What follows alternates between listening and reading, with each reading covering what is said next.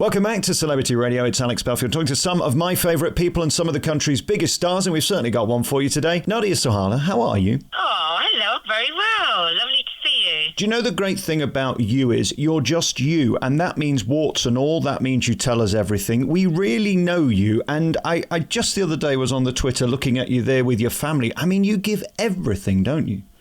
Yeah, I really do. I mean, I call myself a professional oversharer.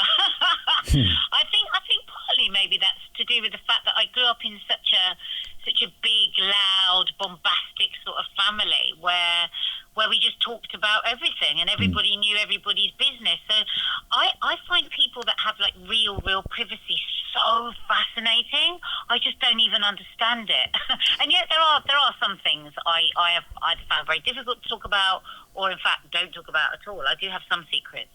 I'm the opposite of you, really. I only put on social media sort of interviews like this or public stuff that I do. I don't choose to talk about my private life only because I've seen it backfire. You're prepared to cope with that because when it does backfire, you look it in the face. You've got incredible confidence, but at the same time willing to admit that people can easily get to you.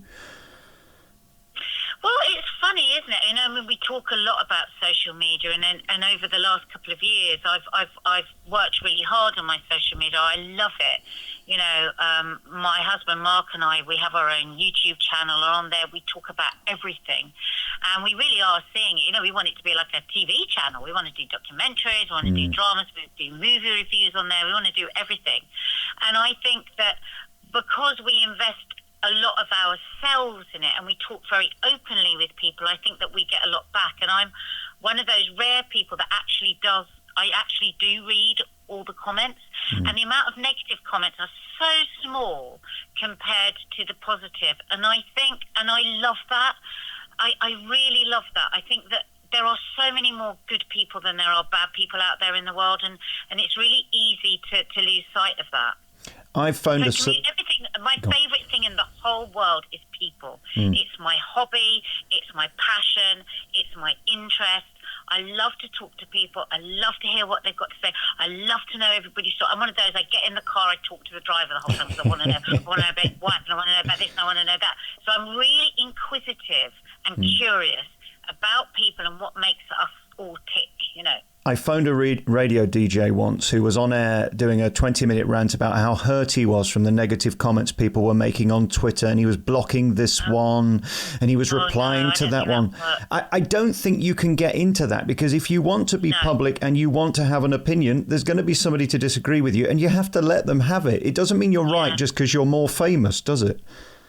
Is sometimes Mark will get protective of me and start to answer if there's been a negative comment about me. And I say, no, I don't mind people disagreeing. I like that. You know, I'm a loose woman. I like the banter. I like all of that. But if somebody is cruel or unkind or rude, my absolute rule is I don't answer them, because then you're feeding that. I don't want to feed negativity. I want positivity, because I think the more that you give out, the more that you get back. And, you know, I'm sure a lot of people think, oh, that bloody woman, what's she going to tell us next? And you know, oh, does she ever, is there anything that she doesn't tell us? And I'm kind of okay with that. You know, it doesn't really upset me, the thought of that, because I know that so much of what I've shared, people have come up to, and it's a two-way street. You get it back as well. It is amazing.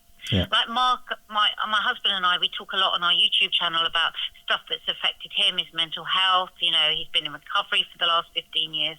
And you can't believe the power of those comments that come back to us, how much they help us. So, you know, it's great. I do warm up on loose women from time to time, and one of the last ones I did was a no makeup Monday or something, and there you were sat there more than happy for that to be screen grabbed by Mail Online and put in those nasty magazines.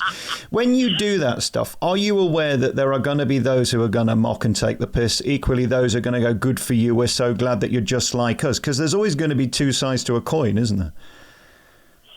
Well, I think with that in particular, taking their makeup off, I'm a great advocate for that. I love to dress up and look good, but my reality is, I mean, you've only got to look on my social media. 9 posts out of 10, I look bloody awful. Or I just look like me. Do you know what? Not awful. I shouldn't say that. That's such a negative thing. I just look like me. So, no, I don't really care what anybody would say about that. Although I have to say, when those pictures came up on the Mail Online and everyone was showing them, I thought, God, it will look so funny because it looked like I just didn't bother. But if you don't know the context of it, because I think when they put the photos up, they were actually talking about a different story than we thought. Crikey, what happened to Nadia? Was she out last night? Yeah. It's always fun. And of course, then the relationship between you and the girls, and particularly Kay. I mean, when you're that good a friend, you can say anything. But of course, that gives an extra level of drama to the show that the producers might not be expecting. I mean, almost anything goes now. You know the boundaries of what you can and can't say. But other than that, you're willing to more or less say anything, aren't you? Yeah, I mean, and we do get fired. I think the challenge for us, for all the loose women that are friends and that we know each other outside of work and we go on holidays together and we get pissed together, you know, all that sort of stuff, you have to be mindful that stuff that you've talked about that it doesn't slip into something you might say and listen. So I'm very, I'm you know, rigorous in going up to people and saying, well, you know that thing that you said, is that okay? Is that all right? Is that joke that you made about your husband, or is this okay? Is that, I always check and then double check, because I think something that's fundamental to us on the show is that we are all feel safe and we trust each other, you know. And it's flying at the moment. You've got a relatively new cast, but of course you're one of the old ones who's been there so long, and we love to see you. I don't know. This is the very first show. Yeah. Kay and I did Kay, Jane and Karen Brady, we did the very first show. And where was that? Somewhere like Swindon, wasn't it? No. To begin with, we were ITV, 20 years ago. Wow. Yeah, that's where we started, yeah. And it's amazing how it still has legs and people still want to be on it. Do you still love doing it? Because it is a pain. Now, why would you say it's amazing? Women can talk. I could sit with my friends and talk from now until the day I die. You know, because the funny thing is, you can have such a strong opinion 20 years ago, and sometimes we're shown old clips of the shows and we go, did I really say that?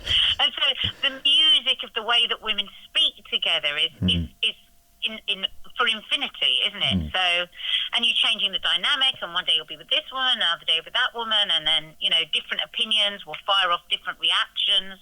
So I think it will always be there, loose women. I really do. I've always loved interviewing and talking to people like Janet, but I know she can be tricky to work with because she's so forceful and she's so sort of fond of her own opinion, which is great. It makes great telly. Is there a different feeling in the studio depending on who's on the panel? Oh, I think so, but I think that's what makes it so brilliant. You know, not everybody's going to be your best friend, but I think that we all have respect for each other's opinions. You know, Janet and I are very different people, but we work really well on the show together, you know, because we're fiery with each other, and I think that that's always good. You know, Jane and Kay will often have a really fiery conversation, and people always say, oh God, was everybody all right afterwards? Were you all right afterwards? And we literally forget about it. It's like nothing, you know. And I think that's a bit of a shame that when people see women debating on television, they always assume that they must all hate each other afterwards. And yet nobody would ever think that of four men debating. And never say, oh, did Dimbleby really like so-and-so? Oh, how do they feel? Nobody would ever say it. It's funny, though. I don't hear that so much today. I think it's become cliched that I think we now get that, everybody on that panel is smart and they're immense communicators, because you have to be to keep up and do 5 hours of live telly a week. You've got to be smart, haven't you? Well, I think you've got to be. I think what's lovely is that we have such a mixture of women. That also we'll have people that may be very intellectually, very academically smart. Then you've got somebody like me that's more street mark. You know, didn't have any further education. You know, very much had the education of life, if you like. And I think, you know, and us bringing different cultures in. You know, my father being Arabic, my mother being English, Syra Pakistani. You know, I think we've got just Brenda now who's joined us. You know, Brenda from X Factor. God, I love that woman. And she's brilliant, and I love that. We're getting more and more mixed now, which is really important. We've got a good ethnic mix going on, and so we come from all walks of life, rich, poor. It doesn't matter, you know. I think the thing about being a loose woman is that you just have to be prepared prepared to share something of yourself as well as your opinion. And you do share an awful lot. One of the things I want to talk to you about today, it's World Continence Week, WCW, if you put it into Google. And you've had a battle with this in your own life. I say battle because it's one of those things that is uncomfortable to talk about because we don't particularly want to talk about it, but it's a reality for so many people. Just tell us how it's affected you. 1 in 3 women and 1 in 10 men. And it's not just women that have had babies. There can be all kinds of different reasons that people can suffer bladder weakness. And I think us being Brits, you know, and we've talked a lot already today about me being an oversharer and sharing everything that goes on. And yet that I found really embarrassing and really difficult to talk about. And I think because we're messed up about it, we've got shame and guilt about it. We shouldn't. It's just another thing that could possibly go wrong with your body. You know, I had children, I didn't do the pelvic floor exercise, I put on a lot of weight, I had menopause, all these different sort of islands in my life that I would swim up to, and then gradually I realised that problem was getting worse and worse for me. And I think a lot of women will identify with that. It's not suddenly like, oh, I'm incontinent today, oh, what am I going to go and do about it? Because it creeps up on you. We find for sure, our research shows that, you know, up to 10, a lot of women are waiting 10 years before they even think about trying to do anything and find out whether there's any solutions. And I was like that. I mean, I got to the point where I couldn't go for a run, I wouldn't go on a roller coaster, all these things, and I was using pads for that, and it worked for me. It worked for me for, you know, a long while. But I really, you know, I'm mid-50s, and I feel like I've still got so much more to do with my life. And something went bang. Hang on a minute, Nadia, you've never actually looked at any other solutions.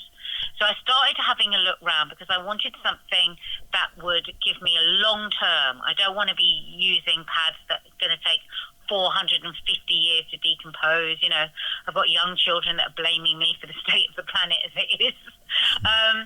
So I discovered these Innovo shorts, which basically they look like cycling shorts. So I literally could answer the door to the postman and he wouldn't know what was going on. And they basically do the pelvic floor exercises for you. It's a neuromuscular stimulation something or other.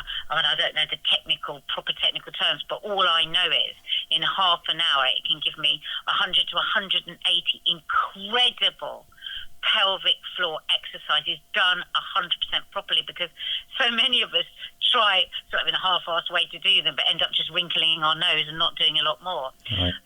So, you know, within 12 weeks of me doing this 5 days a week, half an hour a day, takes a bit of commitment, but, you know, you've got to make a big change. It takes a bit of commitment. And, you know, now I'm not using pads, and if I wanted to laugh right now, I could. So, you know, my thing is, let's talk about it more, girls.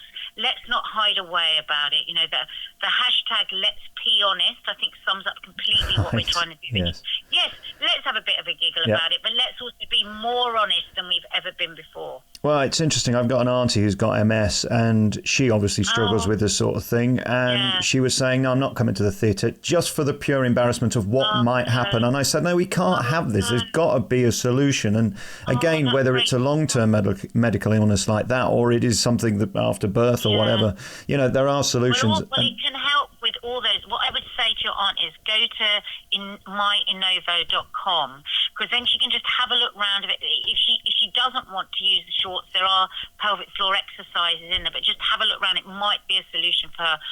The message we want to get across is, don't just think this is me, this is it for the rest of my life. It really doesn't have to be. Congratulations on everything. I truly think you're one of the most charming members of the panel, and you're just you, and that's what we see on that programme. I don't think you can fake it for very long, can you, let alone 20 years? That's for sure. Nadia, thank you so much for your time, and I'll see you again soon.